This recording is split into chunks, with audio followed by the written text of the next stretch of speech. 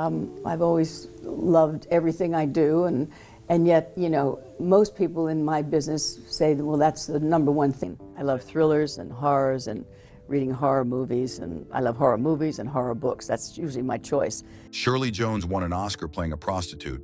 That shocked everyone. America's sweetheart, the wholesome singer from Oklahoma. Don't laugh at my jokes too much. The innocent girl in Carousel. Suddenly, she's Lulu Baines in Elmer Gantry, a vengeful woman selling herself. Director Richard Brooks didn't want her, fought against casting her. Then he saw her first scene, told her she'd win the Oscar. He was right. Jones built her career on contradictions, trained by Rodgers and Hammerstein, starred in their musicals. Then I broke the mold, refused to be typecast. Her generation grew up when musicals ruled Hollywood. Technicolor dreams, songs that stopped the story. Love conquers all. Jones lived in that world, but she knew the other films too. The dramas, the comedies, the movies that made Hollywood golden. Before the Partridge Family made her a television icon, before she became America's favorite mom, Jones was a film star who understood what made cinema work. These 10 movies represent her education. The films that shaped the girl from Pennsylvania into an Oscar winner. From Astaire's elegance to Sinatra's swagger, from golden age glamour to gritty realism. These are the movies Shirley Jones carried with her. 10. Top Hat, 1935. Fred Astaire defies gravity. Ginger Rogers matches him step for step. Top Hat is perfection in motion, everything a musical should be, light as air, elegant as champagne, pure entertainment with no apologies. The sun up high, though we're caught in a storm. Astaire plays a dancer who falls for Rogers. She thinks he's someone else. Mistaken identity, comic misunderstandings. None of it matters. What matters is the dancing. Irving Berlin's songs, the black and white shimmer, the Art Deco sets.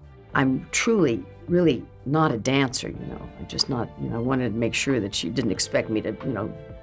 Jones grew up watching Astaire and Rogers. Every young performer did. They set the standard, not just for dancing, for charm, for making hard work look effortless. Astaire rehearsed until his feet bled.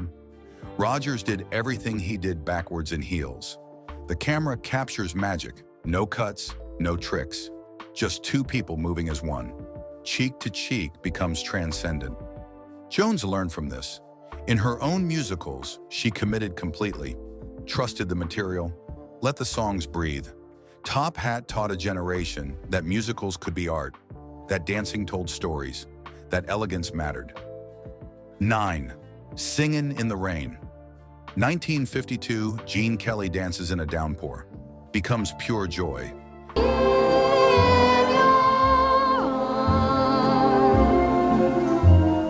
Singin' in the Rain is Hollywood making fun of Hollywood.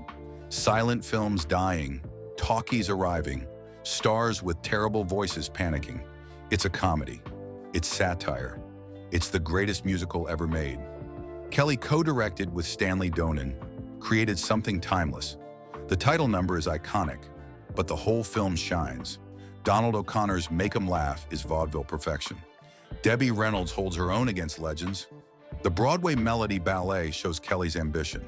Jones was still a teenager when this came out, already training as a singer. And I said he'd be great. He'd already done a Broadway show, and he'd already worked with Jack in a couple of things, so I knew that he was, well, and he sang beautifully. Singin' in the Rain showed what musicals could achieve. Not just entertainment, innovation, the technical brilliance, physical comedy, the songs integrated into the story. Kelly made dancing masculine, athletic, powerful. Jones later worked with Kelly on a television special. I learned from him directly. His discipline, his vision. Singin' in the Rain remains the standard. Every musical measures itself against Kelly in that reign. 8. An American in Paris, 1951. Gene Kelly dances through Paris. You can't blame me for feeling amorous, oh, it's wonderful. Painted backdrops come alive. An American in Paris won Best Picture. That rarely happened to musicals. The Academy respected it, recognized ambition. The 17-minute ballet finale broke rules. Gershwin's music becomes cinema. Kelly and Leslie Caron moved through different painting styles. Toulouse-Lautrec, Renoir, Van Gogh, dancing as visual art. Vincente Minnelli directs with a painter's eye. Color explodes off screen. Every frame is composed like canvas. The story is simple. An American veteran stays in Paris, falls for a girl. Love complications ensue.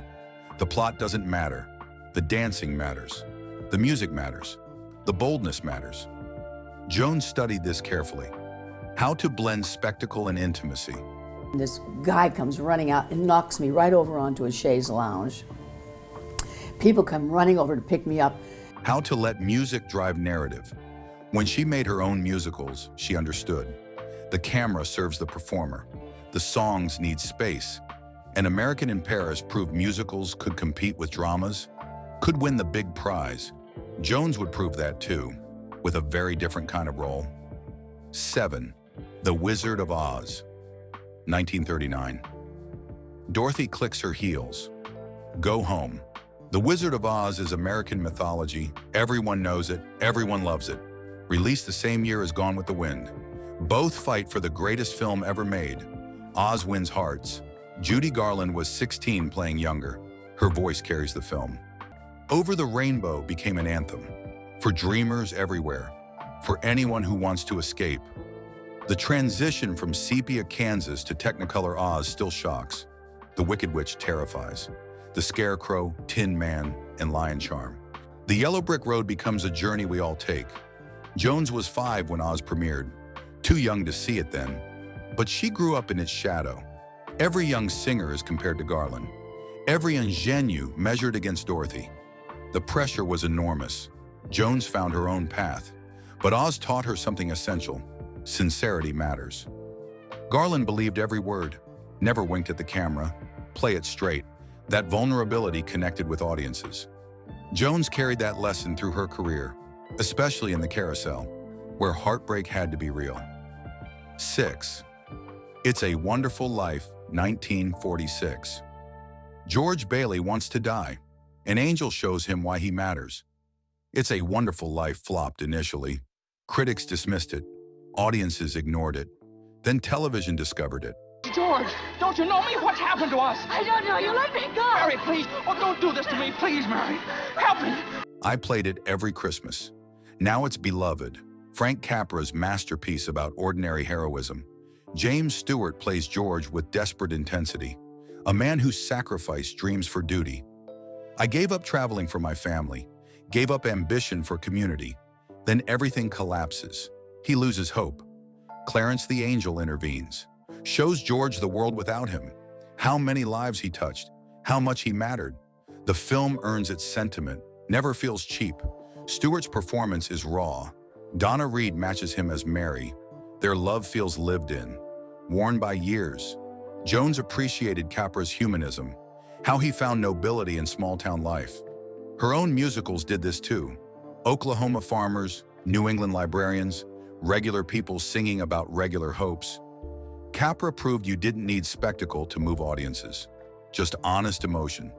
That stayed with Jones forever. 5. Casablanca, 1942. Rick's Cafe, Paris flashbacks, Nazi menace. Casablanca is perfect Hollywood filmmaking. Nothing planned. Everything was improvised. Round up the usual suspects. Oui, mon capitaine. They wrote scenes day by day. Didn't know the ending. None of that shows. It feels inevitable. Humphrey Bogart's Rick is American cynicism, wounded idealism, lost love. Ingrid Bergman's Ilsa is every wartime sacrifice. Claude Rains steals scenes as Captain Renault. The supporting cast creates a world. Refugees desperate to escape. Rick holding their fates. The film balances everything. Romance, suspense, political stakes, personal costs. As time goes by becomes their song. The past they can't escape. The ending breaks hearts while feeling right. Ilsa leaves with her husband. Rick stays behind. Noble sacrifice, painful but necessary. Jones understood this kind of storytelling. Carousel has the same bittersweet quality. Love that can't last. Sacrifice that redeems. Casablanca showed her that audiences could handle complexity, that happy endings aren't always happy, that doing the right thing sometimes means loss. 4. Meet Me in St. Louis, 1944. The Smith family prepares for the World's Fair. Nothing dramatic happens. That's the point. Meet Me in St. Louis is about ordinary life. Seasons change, sisters growing up, family staying together. He would be down underneath the bamboo tree. Vincente Minnelli directs with gentle touch. Judy Garland plays older sister Esther. She's in love with the boy next door. Margaret O'Brien is little Tootie, precocious and strange. The film moves through seasons, each beautifully captured. Halloween, Thanksgiving, Christmas, spring. The songs integrate perfectly. The trolley song bubbles with energy.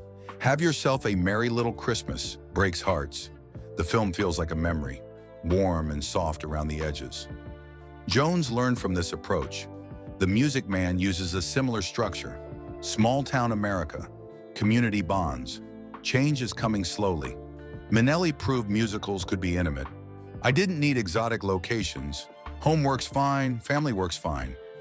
Jones brought this sensibility to the Partridge Family, making domestic life musical, finding songs in everyday moments. 3. A Streetcar Named Desire, 1951. Blanche Dubois arrives in New Orleans. Everything falls apart. A Streetcar Named Desire brought method acting to mainstream cinema. Hey, where's the little woman? In the bathroom. Oh.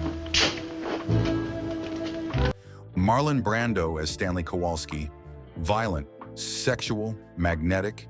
Vivian Leigh as Blanche, fragile, deluded, tragic. Elia Kazan directs the Tennessee Williams play. Open it up without losing intensity. The film doesn't look like anything else from 1951. Too raw, too real. Jones paid attention. This came out between her training and her film debut. She saw what serious acting looked like. Streetcar proved drama and musicals could coexist. Warner Brothers made both. Different styles, same studio. When Jones got Elmer Gantry, she thought about Blanche, a woman using sexuality, damaged goods hiding behind charm, playing roles to survive. Jones went dark, surprised everyone, won the Oscar. She thanked Streetcar silently for showing her what was possible. 2. The Sound of Music. 1965, Julie Andrews sings on an Austrian mountaintop, changes cinema forever. The Sound of Music became the highest-grossing film of its. People saw it multiple times. I knew every song, every scene. Some critics hated it. I called it saccharine. The audience disagreed, voted with their tickets. Rodgers and Hammerstein's final musical. They are the most successful. Christopher Plummer plays Captain Von Trapp. 7 children learn to sing. The Nazis arrive. The family escapes. It's based on truth, embellished but real. Jones watched this with mixed feelings. She was Rodgers and Hammerstein's first movie star. Oklahoma and Carousel were hers. Then Julie Andrews arrived. Mary Poppins, then Maria Von Trapp, became the new face of wholesome musicals. Jones had moved on by then, done Elmer Gantry, started television. 1. West Side Story, 1961. Romeo and Juliet in New York. Gangs instead of families. Leonard Bernstein's score, Stephen Sondheim's lyrics, Jerome Robbins' choreography. Kissed a girl named Maria, and suddenly I found how wonderful. West Side Story proved musicals could be contemporary, relevant, dangerous. The Jets and Sharks battle over territory. Tony and Maria fall in love. It ends in death. Tragedy updated for modern audiences. Robert Wise co-directs with Robbins. The dancing is revolutionary, athletic, aggressive. Ballet meets street fighting. America celebrates and criticizes. Tonight soars with romanticism. Somewhere dreams of peace. The film tackles racism, gang violence, immigration. Don't Look Away. Natalie Wood plays Maria. Rita Moreno won an Oscar for Anita. The supporting cast creates a vivid world. Jones considered this the pinnacle. Musicals evolved here. Stopped being escapist fluff. It became a serious art, addressed real issues, used music to heighten emotion, not avoid it. When she chose Elmer Gantry, she thought about West Side Story, musicals going dark, finding new territory. Jones wanted that challenge. West Side Story showed the way. Proven musicals could grow up. 10 films, one actress's education. From Astaire's elegance to Brando's intensity. From wholesome dreams to harsh realities. These movies shaped Shirley Jones, taught her that musicals could be art, that drama required courage, that breaking expectations mattered most. Which Golden Age film changed your performance? Subscribe for more classic Hollywood legends. The music never stops.